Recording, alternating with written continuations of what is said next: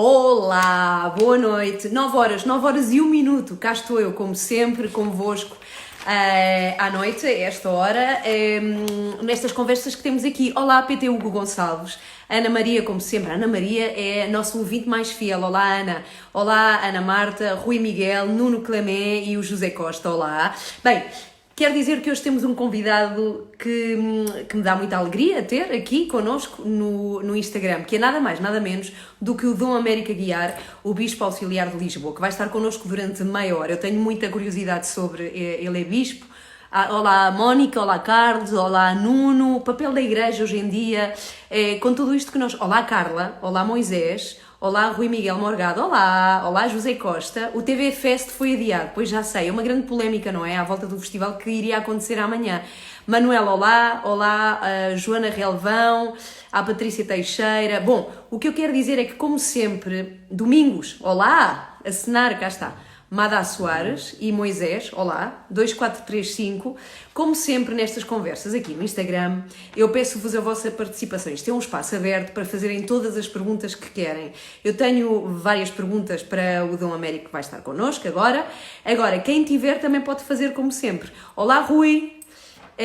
O Rui, muito obrigada, diz que gosta da minha voz, eu agradeço muitíssimo. Olá, o Bruno, Paiva Lourdes, Vitor Simões, olá. Está tudo bem? Digam-me como é que estão. Onde é que estão a ver-me? Como é que estão? Como é que foi mais esta semana, que está quase a terminar, amanhã, não é? Sexta-feira. Bem, amanhã, sexta-feira, acabam as 4 semanas já em casa. Pelo menos eu há 4 semanas, termina amanhã, sexta, que estou em casa a trabalhar e a fazermos rádio em casa. Olá Luís Lopes, há quanto tempo é que estão em casa? Se é que estão em casa e estão a fazer trabalho de casa. Olá Coimbra, olá Joana, olá Armindo, olá Zenando Silva e a Elisa também está connosco. Olá José Costa, uma treta. Porquê? O que é que dizes que é uma treta, José? Tu tens vindo muito aqui falar sobre esse festival da RTP, fala-nos sobre isso. Domingos de Braga, olá. PT Hugo Gonçalves, olá, tudo bem? És PT de Portugal ou PT de profissão? Sérgio, olá Luanda, olá Maria Santos e a DG Correia, ainda bem que adoras estas conversas e estás sempre convidada a fazer perguntas, às vezes são muitas e eu não consigo acompanhar.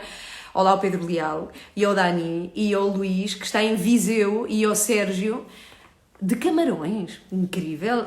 Olá Maria Santos, tudo bem? Malice, olá, tudo bem? E de Braga, desde Madrid, é minha terra, Madá, eu nasci em Madrid, precisamente, estás em casa desde 12 de março, depois as coisas estão complicadas, mas parece que a coisa está um bocadinho melhor em Espanha, ou não podes dizer-nos, Madá? Olá, Renato Duarte, Léguas de Talento, Oliveira, Lourdes, Edith... Bom, eu espero que a qualquer momento o Dom Américo Aguiar, que tem Instagram, se junte a nós para esta conversa. É a meia hora de conversa que nós temos aqui. Então, Susana, tudo bem? Olá de Troviscal. Ia perguntar onde é que fica Oliveira do Bairro, da Bairrada. Olha, se me quiserem fazer perguntas, podem, entretanto, que eu estou aqui disponível para vocês, até que chegue o meu convidado. Começava hoje, mas era pago, muitos não gostaram. Pois é, acho que ia financiar também alguns artistas. Podes-nos explicar melhor isso? Sei que há aí uma grande polémica e há muitos artistas que ficaram zangados com este festival da RTP. Mas podes explicar. Olá, mas como em viagem? Kinando diz que está em viagem a assistir ao direto. Mas não podes tu... Não estás a guiar? Pois não, quero muito saber. Bem, o Padre Américo está aqui. Ou Dom Américo. Eu preciso, por favor... Espera aí, Padre Américo PT? Eu preciso é que o Dom Américo me peça para participar. Que é para termos esta conversa os dois. Pode ser? Olá, o Sérgio. NMV Dias, olá. Camarões, Conselho de Sintra. Olá, Elisa. Como é que foi esta semana? Contem-me lá, vá. Eu posso dizer-vos que fiz rádio todos os dias aqui. Olá, o Jorge, também. Cat Powerful. Olá, Cat Powerful. Está tudo bem contigo? Ana Maria és muito querida. A Ana Maria está em casa desde dia 11 de março. Diferenças em trabalhar na Antena 3 e a Renascença, Rui, são todas. A Antena 3 era uma rádio de música, única e exclusivamente. Padre, então é assim, eu vou explicar aqui ao Dom Américo como é que se pede para entrar. Então, está aqui comigo e quando entra, tem do lado direito um botãozinho que diz pedir para participar. E é aí que carrega, e eu recebo aí o aviso que diz Américo Aguiar pediu para participar. É tão simples. José Costa, olá, Léguas de Talento, há 20 dias em casa. Estava a dizer, a Antena 3, que foi a rádio onde eu trabalhei, estive lá 20 anos e fui muito feliz lá, mas é uma rádio que não tem nada a ver, é uma rádio de música, trabalhei muito em festivais, a Renascença é uma rádio que assenta muito na informação. Eu sempre ouvi a Renascença, sempre gostei muito de escutar as notícias na Renascença, é uma rádio que alia muito o entretenimento com, sobretudo, a informação, então não tem nada a ver. Trabalhar numa não tenho que estar muito mais informada, por exemplo, para trabalhar na Renascença, os meus colegas são outros. Olá, Joana Relvão, desanimada com as notícias de hoje, a ideia de não voltar a haver escola este ano. Pois, os que estão acima do 9º ano, e os colegas da Renascença são um espetáculo, certo? Epá, são, muito. Sérgio, tu és um deles. Eu gosto, desde o dia 1, isto é verdadeiro, desde o dia 1 que fui incrivelmente bem recebida na Renascença. Aquilo funciona muito como uma família e sempre me senti lá muito bem. Como tem sido a experiência de fazer rádio desta maneira, em casa? É muito diferente. Nós já tínhamos feito em dezembro uma emissão, as três, a Carla, a Joana e eu tínhamos feito uma emissão em casa. Já devias ter ensinado ao Sr. Padre, diz o José Costa. Carlos Pequenota, olá, boa noite. Do Américo tem mesmo que... Se calhar vai ter que sai do direto e volta a entrar. E assim que entrar aparece... cá está. Parece que vai acontecer. Já está. Cora Sónia, olá, Terras de Bouro no Gerês. Um bem-aja a todos os locutores da Renascença. Obrigada. Olha, fazer rádio em casa só muito rapidamente tem sido uma experiência, de facto, bastante diferente. A coisa é toda muito mais caseira, o nosso equipamento é diferente. Eu não vejo a Carla e não consigo ver a Joana. A ver se eu consigo... Bem, em princípio já devíamos estar aqui juntos os dois. Ana, em Angola foi hoje prorrogado o plano de emergência. Vamos entrar na 3ª semana. Gosto muito de ouvir às 3 da manhã, muito obrigada. A Cândida, olá, de Mãe Martins. Silene Correia, olá. Em Angola, certo? Silene Correia, 65. Se do sítio onde estão, olá, Renata. Olá. Beijinhos. E Tibério Romeu envia um pedido para participar. Não vai dar porque eu quero muito que esse lugar seja ocupado pelo Dom Américo, que vai estar connosco. Só um segundo, vamos ver. Pedidos. Cá está, adicionar. É agora que vai acontecer. Renata, também é bom saber de ti. Olá, Paulo José Esteves, tudo bem? Bem-vindos a todos os que estão aqui hoje, quinta-feira. Calô Viana, olá, boa noite a todos. Podem fazer perguntas também, ok? Ana Ribas. Muito olá. bem. Olá. Muito bem, viva. Muito boa noite, já cá está. Espetacular. Olá, estou aqui a cumprimentar toda a gente que cá está. Sentidos de saúde e beleza, olá, Joaquina. Muito bem, há bocado vi aí Joaquina Terras de Bouro, é a terra do Corno João Aguiar, a quem mandamos também um abraço para essas terras do Gerês. Beijinhos e abraços a todos os que estão connosco. Ora bem, está tudo bem consigo? É verdade, acabei de chegar da celebração da sede de Lisboa e foi um corre-corre e é muito significativo que nos 84 anos da Renascença, pela primeira vez, o seu presidente está aqui no Instagram, não é? Que é uma coisa é verdade, é todo um acontecimento. Onde é que está agora, Dom Américo? Estou no meu gabinete, em casa, na Casa Patriarcal. Bem, tem um teto muito... Nós conseguimos ver o teto, uma janela, é uma divisão muito bonita. Quer dizer, estas casas têm coisas muito bonitas, têm outras menos cómodas, mas enfim, é a vida. Mas o teto é particularmente bonito, de facto. É bonito, o que nós vemos é assim. Olha, a primeira pergunta que lhe queria fazer, e mais uma vez convido toda a gente, quem tiver perguntas pode fazê-las. O que é ser bispo? O que é que isso significa? Ou seja, em termos práticos, em que ocupa o seu dia? Então é assim, neste caso, como eu sou Bispo Auxiliar de Lisboa, o meu trabalho está muito relacionado com aquilo que é auxiliar o Bispo de Lisboa, neste caso, o Sr. Cardeal Patriarca, o Sr. Dom Manuel Clemente. E no dia-a-dia temos um trabalho meu, por ser responsável pela Renascença, passa muito pelo trabalho da administração do Grupo Renascença Multimédia, mas depois há todo um trabalho que tem a ver com as paróquias, e as minhas, as que me estão mais afetas, são aquelas que correspondem ao município, à cidade de Lisboa. As 5 vigararias constituem a cidade de Lisboa. Depois também tenho ao meu cuidado aquilo que significa a pastoral da caridade. E agora, com esta pandemia, é uma área pastoral tão emergente e tão urgente que todos devemos acolher. E também tenho ao meu cuidado a Comissão de Proteção de Menores do Patriarcado de Lisboa e também a organização da Jornada Mundial da Juventude em 2022. Portanto, é só isto. É imenso. Mas isso... no seu dia-a-dia, ou seja, isso são nomes de coisas que faz. O que é que isso Sim. significa? Ou seja, em termos Olha, de práticos, significa é assim, o a dia sua agenda, começa... o que é que tem escrito na agenda que tem que O fazer? dia começa normalmente, aqui em casa, às 8h30 da manhã, com a celebração da Santa Missa. Né? E a partir daí, tomamos um pequeno almoço e depois cada um ou sai de casa e vai, eu normalmente costumo ir para a Renascença de manhã cedo, e não tão cedo como às 3 da manhã, mas enfim, mas também cedo, ou vou ter reuniões com os párocos, ou vou ter reuniões com alguma instituição, ou vou visitar alguém, portanto é sempre, diariamente, sempre uma agenda muito diversificada, dependendo daquilo que são os compromissos de cada dia, não é? Silene tem uma pergunta que eu ia fazer mais à frente, mas já que ela está aqui connosco, pergunta: em que momento a ter acontecido sentiu a sua fé ser abalada? Não digo abalada, mas questionada e momento de muita... E foi ver de lá. Eu fui ordenado bispo no dia 31 de março, às 4 da tarde. Na manhã desse dia foi o funeral da minha mãe. E isso, confesso-vos, que me mexeu as entranhas, não é? Revolveu as entranhas, mas o meu lema episcopal é in manus tuas, nas tuas mãos, Senhor. E há acontecimentos na nossa vida, como este e tantos outros, na vida daqueles que estão connosco agora esta noite, há tantos acontecimentos que nos fazem sofrer, que são inexplicáveis, que não, por mais que meditemos, por mais que procuremos razões, não encontramos, mas temos que acreditar que Deus providencia na nossa vida e depois um dia deste, quando estivermos com Ele, havemos de face a face tirar algumas dúvidas e acertar algumas contas, certamente. Bem, já agora que fala da sua mãe, recordamos todos, enfim, esse triste acontecimento, o que é que ela achou, e já agora o seu pai, quando decidiu seguir o caminho que segue? É assim, o meu pai, ele faleceu quando eu tinha 18 anos. E nessa altura, a questão religiosa, propriamente dita, e porventura, a minha ideia de ir para o seminário nem sequer ainda acontecia. Mas acontecia o desejo, que depois se concretizou, de ir para os escoteiros. Desde miúdo que eu queria ir para os escoteiros, que era e sou aficionado do Tio Patinhas e do Pato Donaldo e dos sobrinhos do Tio Patinhas, que são escoteiros mirins, como toda a gente sabe. E, portanto, eu também queria ser escoteiro mirim.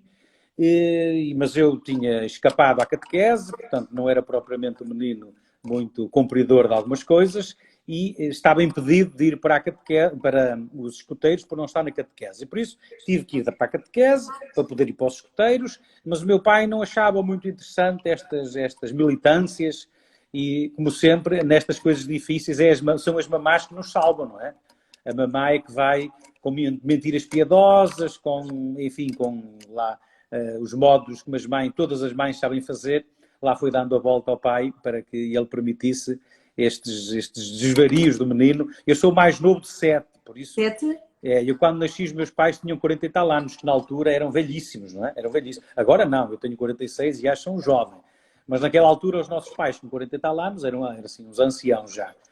E, portanto, não foi fácil. Quanto a isso, não foi fácil. Depois, com o andar do tempo, pois o meu pai faleceu, como eu já disse, e a mãe sempre apoiou, depois eu saí, eu fui para o seminário, depois saí do seminário, e, portanto, quer na ida, quer na desistência, quer no regresso, sempre contei com o apoio e com o carinho da mãe, dos amigos, daqueles que nos querem bem.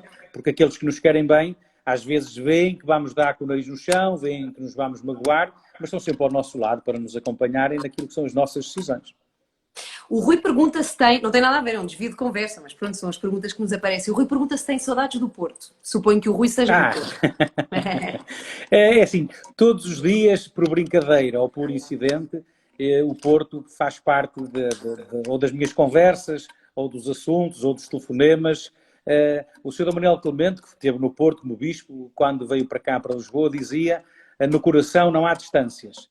E como é verdade isso, não é? Como é verdade que no coração não há distâncias. E até estes dias de pandemia, com estas possibilidades da técnica, como nós vamos apurando esse sentimento que no coração não há distâncias. E por isso nós podemos sempre alimentar as relações, as amizades, os carinhos, e tenho sempre um especial carinho pelo Porto. Mas também fui aprendendo que aquela conversa de Lisboa ser má, dos lisboetas serem não sei o quê, do Sul ser não sei o quê, isso é tudo conversa da treta, não é? Ou seja, eu reparo que as pessoas são mais ou menos todas iguais, ou seja, há aqui como é que se diz aquilo dos condimentos, do sal e da pimenta, não é? Ou seja, nós somos os do norte, os do sul, os do litoral, os do interior, há sim um bocadinho de aperitivo a mais ou a menos, Mas o que não é haver. verdade, mas eu acho que não é verdade o Américo que o Porto fala mais de Lisboa do que aqui em Lisboa falamos do Porto. Absolutamente, sim, sim, com certeza, com certeza, com certeza. Aliás, eu quando costumava ouvir o nosso querido doutor Alberto João Jardim da Madeira, não é? Ou seja, às vezes é sempre aquela coisa de ter o inimigo externo, não é? O inimigo externo é sempre muito bom para as conversas da tribo. E também começou um aficionado do Asterix e do Obelix, também é de facto, é a mesma receita, é a receita de sempre. Ou seja, Mas já vi que gosta muito de banda desenhada, sim. é verdade, é verdade. Aprecio muito, principalmente estas. Era uma maneira de quando não tínhamos estas tecnologias, nós viajarmos tanto, quer lendo, de um modo especial, a banda desenhada sempre foi uma companhia muito apreciada. O Bruno é de Valongo, alô, Valongo, diz que já não assiste à sua Eucaristia e que já tem saudades. Sim, está aqui Valongo. Bem, Valongo, a terra dos biscoitos, da Paupério, são os biscoitos de lamber os bigodes. De lamber os bigodes. Isso uma mesmo. Pergunta, falávamos há pouco estava a dizer que foi em março que passou para bispo. A minha pergunta é, passar de padre para bispo significa o quê?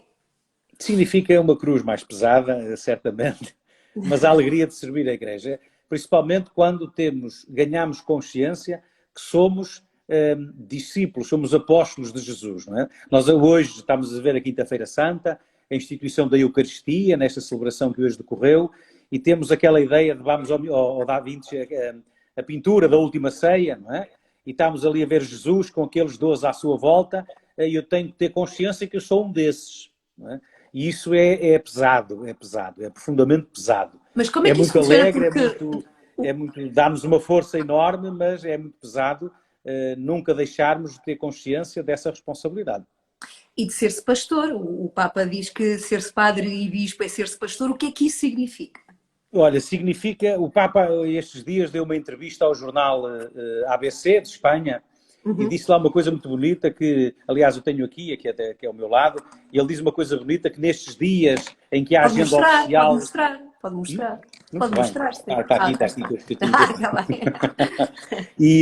E o Papa dizia que nestes dias em que a agenda oficial não existe, que tem dedicado muito tempo a pensar, a estar em comunhão com tantas pessoas, com tantos povos, com tanta gente longínqua que não sabe o nome, não sabe o rosto, mas que sofre com eles. E o ser pastor é muito isso, é esta compaixão. É eu ser capaz de estar feliz com quem está feliz e ser, ao mesmo tempo, capaz de estar triste com os que estão tristes. Ser capaz de partilhar da alegria do sucesso, mas ser capaz de partilhar da minha força com aqueles que estão no chão caídos. E isto é um coração de bom pastor. Não é? O pastor, e nós fomos perdendo esta imagem de pastorícia, principalmente quem vive 100% no ambiente urbano, esta ideia, a figura e a função do pastor é aquele que cuida, que ama, que protege as ovelhas. E até nós achamos estranho, até nos filmes e nas bandas desenhadas e nas histórias, como é que os pastores dão nome a 80, a 100 ou 400 ovelhas. Elas parecem todas iguais, como é que é possível? Mas o pastor conhece-as e dá o nome a cada uma e não as confunde.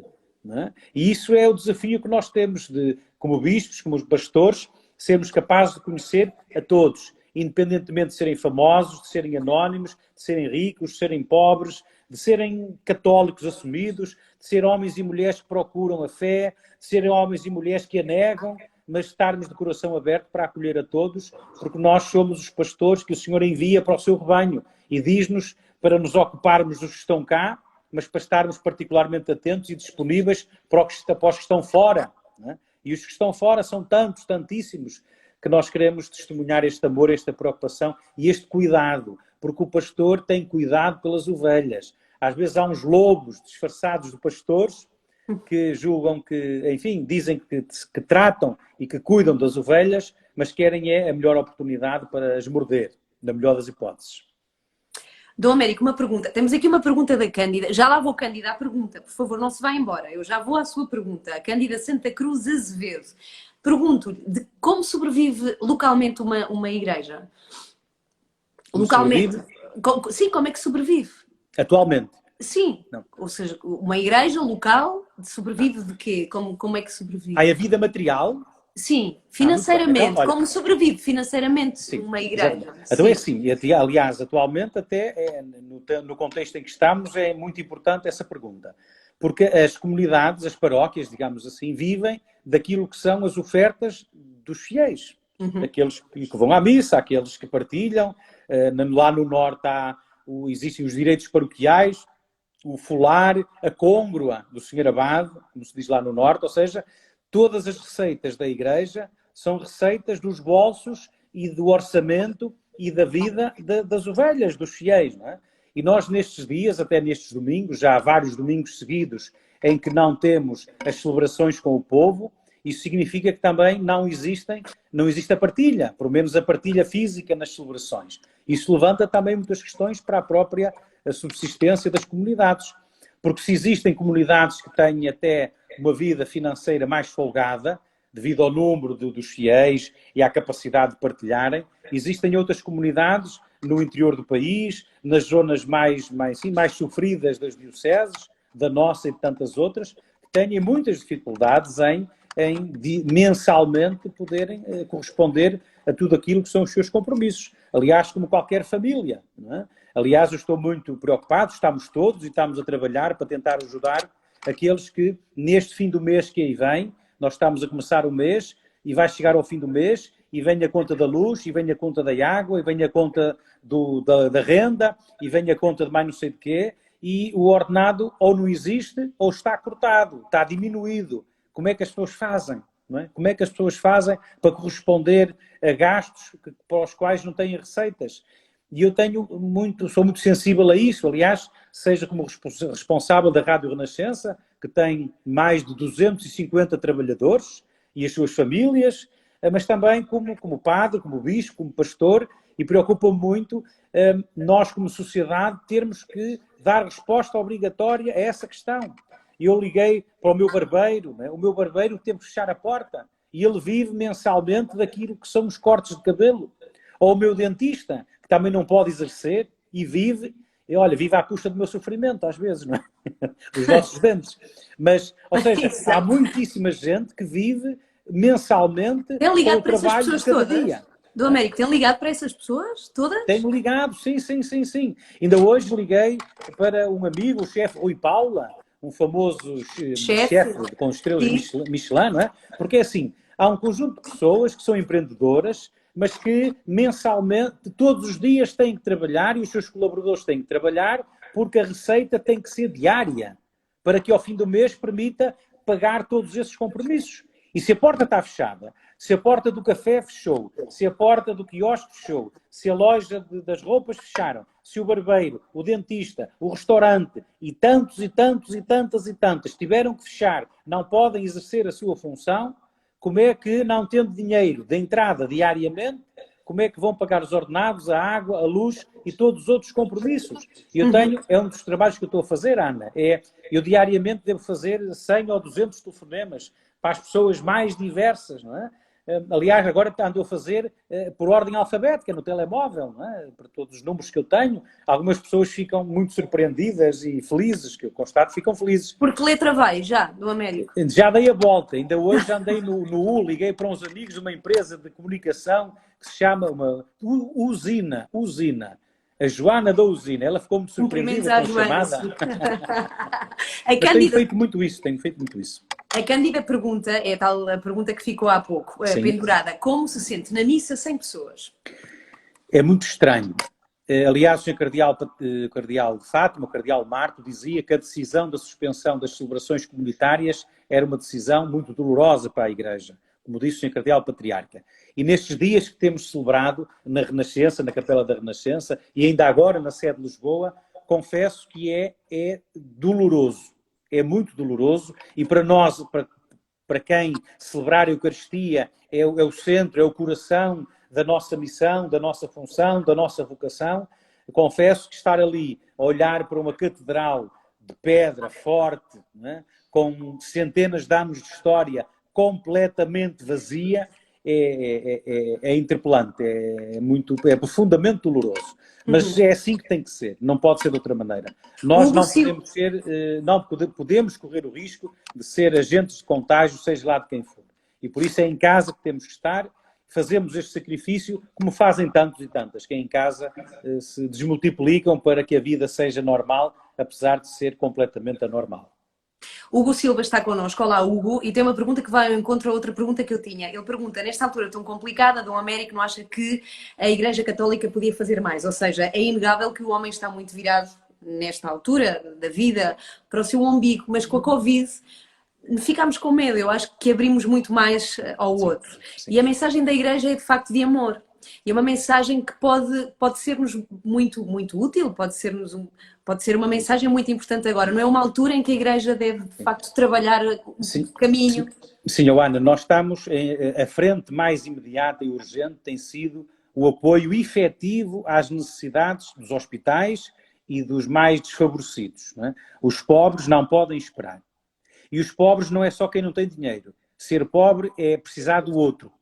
E há muita gente a precisar do outro, de um telefonema, de uma presença, de uma partilha, de uma ajuda financeira, de uma ajuda alimentar. E como eu há pouquinho li aqui em alguém que escreveu que com estas coisas todas pode acontecer que vamos morrer da cura. Não é? Todos em casa fechados, passa um mês, passa dois, passa três e morremos com fome ou morremos sem alimentos porventura. Ora, o que temos que trabalhar, e estamos a trabalhar, a Igreja toda, permanentemente, a ordem, entre aspas, que se dá, é que, em primeiro lugar, estejamos todos muito atentos, em alerta laranja, aos últimos, aos mais desfavorecidos. Não é? Ainda o Papa diz aqui, também nesta tal entrevista, que um polícia lhe contou, ou lhe contaram, que um polícia interpelou dois senhores na rua e disse-lhes ir para casa. E os senhores responderam, nós não temos casa, a nossa casa é a rua. Não é?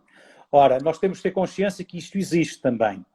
E por isso a Igreja está na linha da frente com todos os seus agentes, e a Igreja não são os bispos e os padres, também são. A Igreja são todos aqueles e aquelas que nas instituições, na sua rua, na sua comunidade, se dão aos outros de tantas e tantas maneiras. E o que nós dizemos às pessoas é que aqueles que devem estar em casa pela idade e pela vulnerabilidade das suas doenças devem ficar em casa. Mas todos os outros devem se desmultiplicar em voluntariado e em serviço a todos. Seja na entrega de medicamentos, seja na fazer recados aos mais velhos, seja fazer companhia. Há tantas coisas que temos que fazer e podemos fazer, e até tratar daqueles que são as famílias, os que estão na primeira linha, nos hospitais, os médicos, os enfermeiros, os polícias, os bombeiros. Há tanta gente a trabalhar 24 horas por dia, que é preciso também alguém salvaguardar as suas famílias. E por isso, o primeiro mandato que a Igreja assume é este. Eu dou-vos um exemplo em Lisboa, até materialmente. A Cáritas Diocesana de Lisboa já distribuiu nestes dias mais de 200 mil euros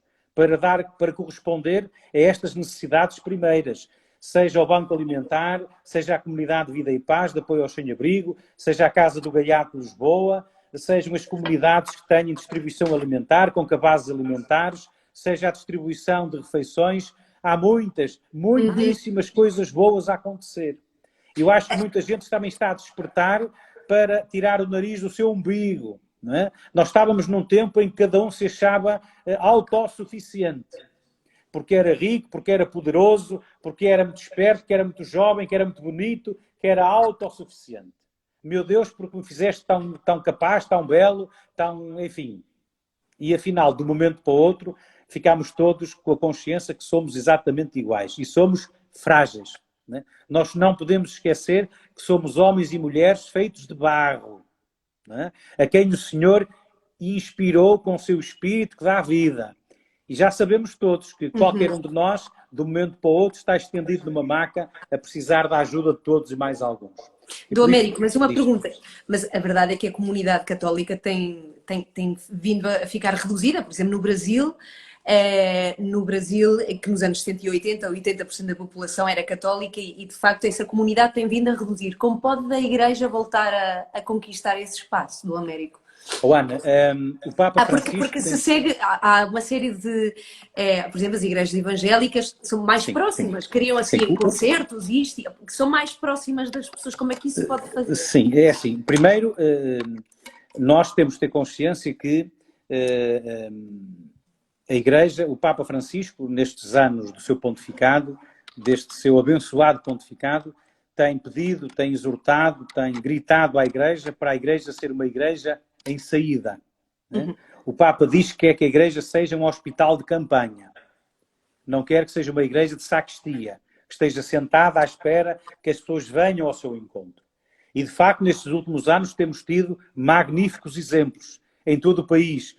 Em Bragança, em Vila Real, em Viana do Castelo, em Braga, em Viseu, na Guarda, em Lamego, no Porto, em Aveiro, em Coimbra, em Castelo Branco, em Porto Alegre, agora vou ver se digo todas, em Leiria Fátima, em Não temos Santarém, tempo, Dom Américo, em não temos Beja, tempo. em Évora, no Algarve, nas ilhas, no Funchal, nos Açores, enfim, em todo o país a Igreja está em saída, está no terreno. Depois nós podemos dizer se como é que as igrejas, cada uma das igrejas, e nós de um modo especial, como é que nós vivemos esta relação com Deus, não é? E pode acontecer que alguns sintam a sua vivência mais a sambar, não é? Há pessoas que basta dois textos a bater e mais não sei o quê, e já começam a sambar. E, portanto, tenham uma vivência transcendente, mais epidérmica. Não é? E se formos à África, já temos outra maneira. Mas se formos para o norte da Europa ou para outro... Quer dizer, nós temos que ter consciência que a vivência com Deus também é muito cultural, o modo como isso pode acontecer. Mas é verdade que também o nosso país começa a ser, e bem, positivamente, começa a ser um ponto de encontro de muitas nacionalidades, de muitas culturas. Isto é bonito, acho que é positivo. Aliás, nunca devemos permitir que alguém diga que Portugal deve bloquear o acesso à nacionalidade A ou nacionalidade B, que nós somos superiores porventura. Isso é um disparate total. Não é? E o nosso país, desde os descobrimentos em que Deus deu novos mundos ao mundo, nós continuamos a ser o porto de abrigo e o porto seguro para tanta e tanta gente e que são todos bem-vindos. Isso acontece. O que é que acontece? Acontece, há dias eu falava com a minha querida amiga, presidente da Junta de Freguesia de Arroios, a Margarida Martins, né? E ela dizia que lá numa avenida de Arroios, que eu agora não sei dizer qual é o nome, mas tinha mais de 100 nacionalidades. Há residentes de mais de 100 nacionalidades. Isto é belíssimo, é um desafio belíssimo para todos nós. Mas também significa o que estás a dizer. Significa uma vivência religiosa, cristã, católica e até de outras confissões, seja muçulmanos, seja judeus, seja hindus, seja outros irmãos de outras confissões. Agora, o que é importante é cultivarmos e proporcionarmos uma cultura de encontro e diálogo uns com os outros. Porque, aliás, a nossa tarefa é comum, é trabalharmos para o bem comum, para a felicidade das pessoas, sem recorrermos àquilo que, infelizmente, na história tantas vezes aconteceu e que recentemente também vai acontecendo, que é praticarmos a violência em nome de Deus. E isso é que é um disparate de todo tamanho. Dom Américo, Padre L. Miguel, não sei se o conhece, pergunta como prevê o regresso dos cristãos às igrejas agora fechadas. Eu li um artigo hoje que tinha uma expressão bonita, é que nós estamos a ficar com fome da Eucaristia. Não é? As pessoas, por não poderem comungar, por não poderem aceder à comunhão, por não estarem presentes nas celebrações comunitárias, estão a ter uma grande fome da Eucaristia. E por isso eu acredito que o regresso será muito emotivo. O podermos voltar a celebrar em comunidade, o podermos voltar a abraçarmos-nos, a dar beijinhos, a estarmos uns com os outros, acho que vai ser particularmente emotivo, quer para a Igreja, quer para todas as... Estou mortinho de chegar à Renascença e poder dar beijinhos e poder dar abraços à Dona Polinária, à Dona Lourdes, à recepcionista, enfim, a todos e a cada um. Nós acho que nunca tivemos esta vivência, esta experiência tão dolorosa de bloquear aquilo que é natural em nós, que é nos abrirmos e darmos aos outros e acolhermos os outros com um abraço e com beijinhos, e este bloquear tem sido doloroso. E eu acredito que o regresso a tudo vai ser diferente. Né? Eu estou convencido que o regresso à normalidade não vai ser a normalidade antes da pandemia. Vai ser o regresso a uma nova normalidade. Qual? Como vê isso? Ora, isso vale $1 milhão, não é? Isso vale $1 milhão. Eu estou convencido que, olha, na economia de certeza absoluta, porque esta crise que aí vem é uma crise que desta vez não é causada por demandas económicas ou por erros de empresas ou por rebentar a bolha do imobiliário ou porque as bolsas não sei o quê. Desta vez não é por nada disso. Desta vez é porque de um dia para o outro tivemos que parar, com as consequências que isso teve para todas as áreas da economia. E também temos que ter consciência que este retomar tem que ser um retomar em que ninguém fica para trás. Nós não podemos permitir que ninguém fique para trás. Nós não podemos dizer aos mais velhos que eles vão ter que morrer para nós sobrevivermos. É muito bonito nós ouvirmos o general Ramalhianes dizer que, no limite, o mais velho entrega o ventilador ao mais novo, ao pai de filhos. Mas o mais importante, além disso, e também com isso, é nós, como sociedade, dizermos ninguém fica para trás. Ninguém fica para trás. Seja velho, seja doente, ninguém fica para trás. E no que diz respeito à economia, nós vamos ter que fazer esse esforço de ninguém se sentir abandonado. Sim, sim. Porque vai haver muita família, muito homem, muita mulher que vive sozinho, muita situação, enfim, dramática, que a todos é chamado a dar uma resposta de partilha, de contribuição, para nos podermos levantar e retomar uma tal normalidade anormal que vamos ter que nos passar a habituar a viver. Está a acontecer, estamos a ouvi-lo com toda a atenção, mas está a acontecer aqui uma conversa engraçada nos comentários, ao mesmo tempo que está a falar. Porque há colegas da Renascença que estão a vê-lo também nesta conversa. E então, quando falou das saudades que tinha de nos ver, cumprimentar, dar beijinhos, há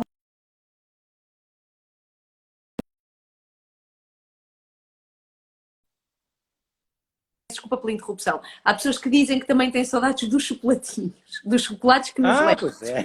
Mas as pessoas que não fazem parte da Renascença começaram a questionar chocoltes, o que é que isso quer dizer? Eu vou explicar então. Sim. Eu vou explicar. Eu vim para a Renascença em outubro de 2015 e fui vice-presidente da empresa, enquanto o meu querido amigo, o Cónigo João Aguiar, com a sua doença oncológica, alargou mais um ano da sua presidência para me poder ajudar e ensinar nestas lides. E eu ia, muitas vezes, fazia Porto-Lisboa na ponta aérea.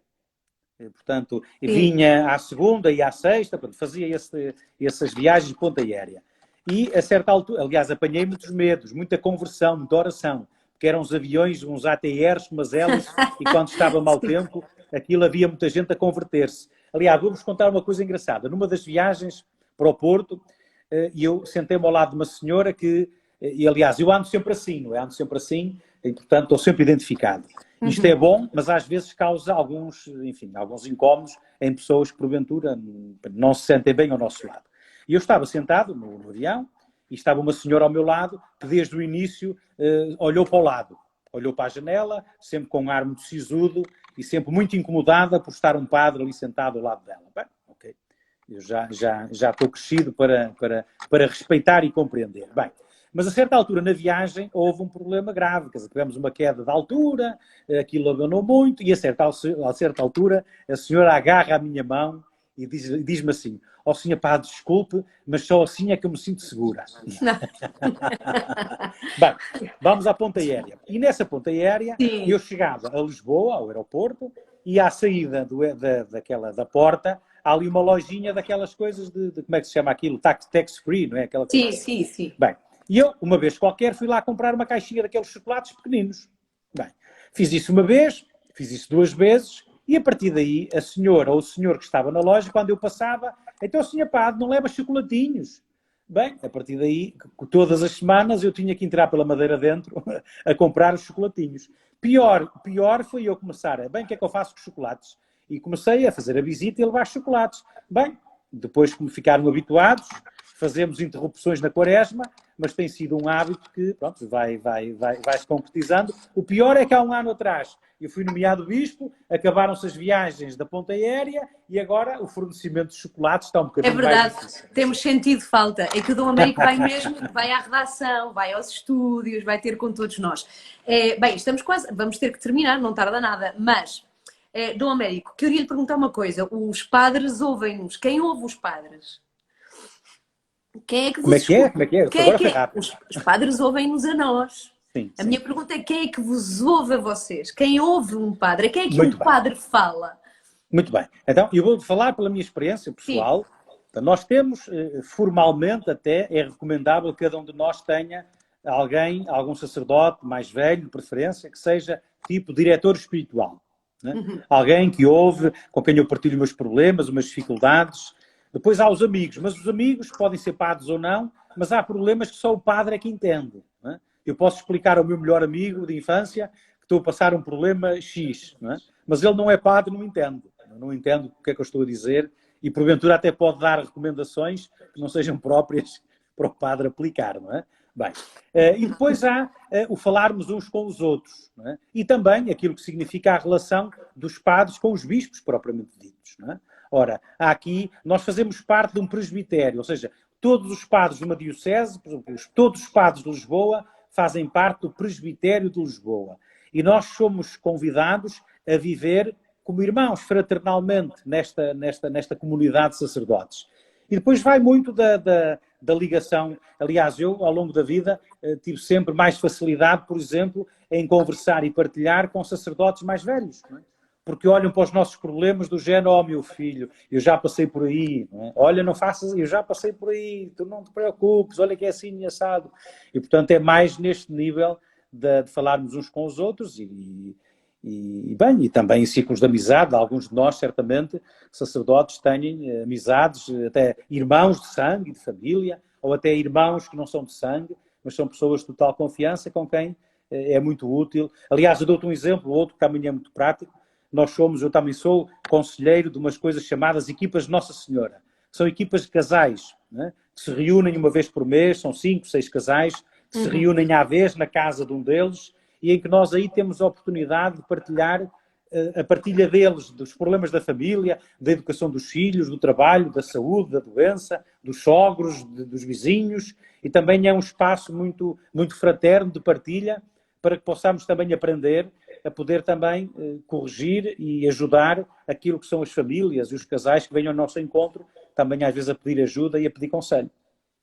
Uma pergunta que ficou aqui para trás, mas eu espero que ele continue connosco. Miguel Santos. Olá, Miguel. Boa noite. As jornadas da Juventude 2022 vão ser de alguma forma alteradas? Pergunta ao Miguel.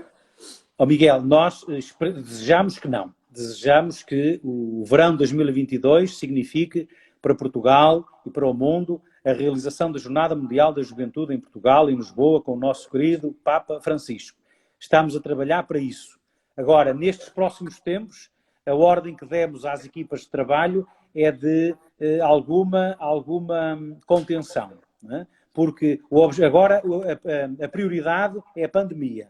A prioridade são os mais frágeis, os mais vulneráveis. Por isso, não faria muito sentido nós estarmos com campanhas e com trabalhos diretamente apelativos para a Jornada Mundial da Juventude, quando o que habita o nosso coração e a nossa preocupação é salvar vidas, é salvar as pessoas, é ajudar diretamente os irmãos e as irmãs. Por isso, nós continuamos a trabalhar, digamos, em subterrâneo, mas esperamos ter condições para que rapidamente possamos voltar à velocidade cruzeiro para organizar a Jornada Mundial da Juventude em 2022. Mas vamos também falando e partilhando com o querido Papa Francisco para ver, da parte dele e da parte do que significam os compromissos dele, aquilo que signifiquem a necessidade de ajustamentos, porventura, no timing, mas para já está tudo em cima da mesa. Aliás, mesmo estas coisas mais imediatas, eu acredito que agora que até ao verão, porventura, as agendas caiam todas, não é?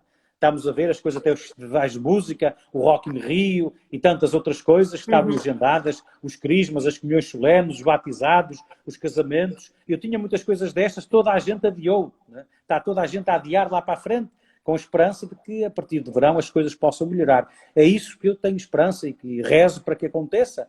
E por isso, verão 2022, que bom que seria que falássemos destes dias de hoje com distanciamento e com a certeza que saímos todos vencedores desta pandemia. Muito obrigada a quem está. Entretanto, o Miguel ouviu a sua resposta. Miguel, boa noite. Teresa, olá Teresa, que está a gostar da conversa. Ao Rui também, boa noite. E ao Fernando diz, excelente testemunho. Mais 2 perguntas. Este está a ser o maior direto que já tivemos aqui no Instagram da Renascença, a esta hora.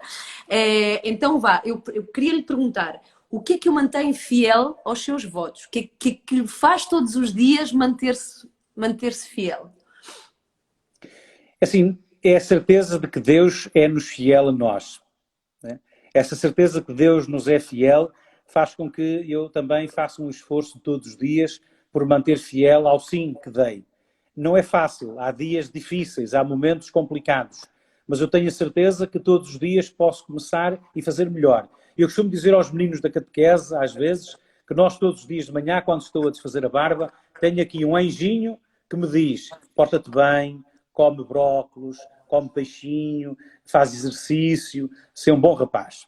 E depois tenho aqui um diabinho que diz: mente, faz asneiras, come e bebe, faz disparates. Né? E todos os dias nós vivemos nesta guerra surda entre o anjinho e o diabinho, que nos faz com que sejamos pessoas excelentes, ou então chegamos ao fim do dia e tenhamos consciência que frustrarmos as expectativas que os outros tinham em relação a nós. E há uma coisa belíssima, é que amanhã de manhã podemos começar de novo e podemos ser aquilo que o Senhor quer e podemos corresponder às expectativas dos outros. E eu, como bispo, como pastor, como padre, a Ana como excelente comunicadora, e o Miguel, e a Fátima, e a Teresa, e o Pedro, e o pai, e a mãe, e o marido, e a esposa, e o jovem, todos de nós, amanhã de manhã, podemos ter a certeza que temos a oportunidade de ser melhores. Há dias em que conseguimos, há dias em que nem por isso. Agora o Senhor também é culpado disso, porque nós somos feitos do barro e Ele deu-nos o Espírito e também às vezes as forças não chegam para sermos verdadeiramente santos como Ele quer, mas no dia seguinte voltamos a ter essa possibilidade. O que é amar o outro, Dom Américo? O que é que isso significa? Amar o outro significa, no limite, eu dar-me completamente para que ele seja. Não é? E isto, o Senhor Jesus fez isto de modo único. É? Deu-se, dando a própria vida, para que nós pudéssemos ser. E amar o outro, aliás, uma mãe e um pai, no limite, dá a vida pelos seus filhos. Não é? Eu já ouvi isso tantas vezes. E dar-me, amar o outro é isto, é no limite, eu ser capaz de me apagar, de me eliminar para que o outro possa ser. E isto é ser livre. Às vezes as pessoas acham estranho, mas é. Eu só serei completamente livre se for capaz de me eliminar, de me apagar totalmente para que o outro seja. Não é? Isso é o expoente máximo da liberdade. E o outro acontece. Ora, é este amor do dia a dia que nós encontramos muito na casa de cada um de vós, meus caros. Não sei se isso diz telespectadores, ou diz ouvintes, ou diz cibernautas, ou diz Instagram, não sei o quê, não é? Não sei. Mas é este amor, é esta dádiva de todos os dias que acontece nos casais, acontece nas famílias, acontece nos hospitais, acontece pelo mundo inteiro. É esta capacidade de nos darmos para fazermos os outros felizes, para que os outros possam concretizar. E aqui as mães, elas conhecem este mistério desde o mais íntimo do seu íntimo, não é? Porque elas deram-nos à luz e depois têm todos os sonhos para a nossa vida, para que sejamos felizes. E são elas que se apagam, que se dão, que se gastam, que se matam, para que nós possamos ser verdadeiramente. E amar o outro é isto, é o amor que não tem o limite, que dá a própria vida, como tantas mães que estão no céu, que estão na terra, como a nossa Ana Galvão, como a nossa Joana Marques, coitadinha, que está grávida. Coitadinha não é coitadinha não, está muito contente. Porque ela é lá hipocondria, que é aquelas coisas dela. Não sei se ela vê a gravidez como doença grave, não é? Mas este amor ao outro é isto, não é? E há gestos muito simples de amor ao outro que nos emocionam no dia-a-dia da vida e que eu convido é que cada um permita que este amor aconteça na simplicidade dos dia-a-dia, a contemplar a natureza. Não é? Sejamos capazes de olhar para os simples sinais da natureza, porque aí vimos como é que Deus também se mostra e se transfigura na simplicidade dos sinais, dos gestos, das plantas, dos animais. E é pena que nós andemos a estragar este planeta há tanto tempo. Olha, até nesta pandemia, até o planeta, infelizmente ou felizmente, está a aproveitar para se regenerar um bocadinho, porque todos paramos, pusemos a mão no coração e até a natureza está a aproveitar este descanso que lhe estamos a dar. O Papa Francisco diz que é o planeta a resmungar. Foi uma frase que ele utilizou. Sim, ele aqui na entrevista diz uma coisa interessante. Onde é que ele diz? Deus perdoa sempre, nós às vezes e a natureza nunca. É uma coisa interessante, não é? Júlia Deus perdoa sempre, o homem às vezes e a natureza nunca. A natureza nunca. Juliano diz que o Brasil está presente. Alô, Brasil. Bem, para o final, gostava que nos deixasse uma mensagem para a Páscoa do Américo. E beijinhos para o Brasil. Eu tenho lá uns casais amigos que vivem em Brasília e na Bahia, São Salvador da Bahia. E tiveram netos. Um chama-se Benício, que é um nome estranho. Benício. E o outro chama-se Pedro. Portanto, são 2 bebés. O Pedro nasceu prematuro, precisa da nossa oração, mas o Benício nasceu bem. E, portanto, beijinhos e abraços para os nossos irmãos do Brasil. O Sr. Manuel Clemente costuma dizer, que é historiador, costuma dizer que a melhor coisa que Portugal fez ao mundo foi o Brasil. Não é? A melhor coisa que Portugal fez ao mundo foi o Brasil. Eu gostava de saber o que é que o Juliano acha disso. Alex está em Geneve. Alô, Geneve, boa noite. Para o final, uma mensagem para nós, do Américo, antes de irmos embora. Então é assim, nós ouvíamos no Evangelho de ontem a passagem em que o Judas Iscariotes tentou a todo o custo a entregar Jesus. E contactou as autoridades, negociou um preço e deu um beijo a Jesus, tudo isto para o entregar. E esta entrega tinha raízes do pecado, do mal que há em nós, neste barro. Né? E ao mesmo tempo temos a narração da entrega que o próprio Jesus faz da sua vida e que tem raízes no amor. Ou seja, nós podemos permanentemente estar em entrega uns aos outros.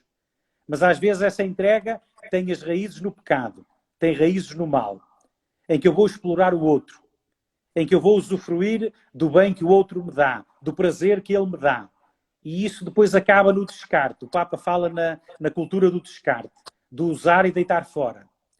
E temos tantas vezes esse mau testemunho nosso e dos nossos, e tantos conhecemos, até na família e nas relações humanas, nos namoros, nos casais, na vida do dia a dia, nas empresas, em que alguém quer sacar o máximo do outro, do dinheiro, do sangue, do prazer e do suor. Essa é a entrega com raízes no pecado, no mal. E o outro é a entrega com raízes no amor. E o que eu vos peço, meus queridos irmãos e irmãs, permita que diga assim, meus caros não sei quê, cibernautas, o que eu vos quero pedir é que, independentemente da vossa fé, independentemente da relação com a Igreja, independentemente disso tudo, que sejais capazes de descobrir em vós esta fonte do amor, porque ela está cá em todos nós. Né? E que os vossos gestos, as vossas decisões, os sacrifícios, as subidas da montanha, as noites de trevas, as noites de dor, as noites de incompreensão, de mentira, de injustiça, vamos à fonte. Porque se fizermos tudo com raízes no amor, Deus acontece. E Deus é amor. E por isso é aí que nos encontramos, no coração de Deus. Meus queridos irmãos e irmãs, no coração não há distâncias. Que nos possamos reencontrar todos uns com os outros e um dia destes, quem sabe no céu, nos possamos rever com abraços e beijinhos, mas se não for no céu, que seja um dia destes na terra, no reencontro com a normalidade que Deus nos venha a oferecer. Obrigada, muito obrigada. E boa noite para si e uma Santa Páscoa. Santa Páscoa a toda a gente, boa Páscoa a quem tem estado aqui connosco, a acompanhar-nos e obrigada por este bocadinho. Agora despedimos-nos. Adeus, obrigada. Tudo bom. Beijinhos. Obrigada a todos, Conceição, a todos, à Maria, a todos os que têm estado aqui connosco. Muito obrigada por nos acompanharem. Segunda-feira estamos de regresso às 9 e espero por vocês. Adeus.